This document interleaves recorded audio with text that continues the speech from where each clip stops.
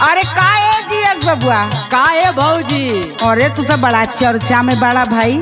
और का सुनत है कि कुल गांव का भौजाइयन से बारी बारी सवाल जवाब को बड़ा बढ़िया तू सवाल करत है, उ लोग तो तू जवाब देत हुआ। अरे एकदम चपल इलादम हो।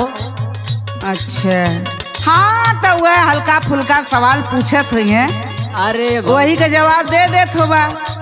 अरे तो तू पूछ के देखा ना तो हमार तनी टाइट है, अरे चापब न। मतलब हो ताकत बता देबा। अरे हड्डी पे कबड्डी खेल जाइबो।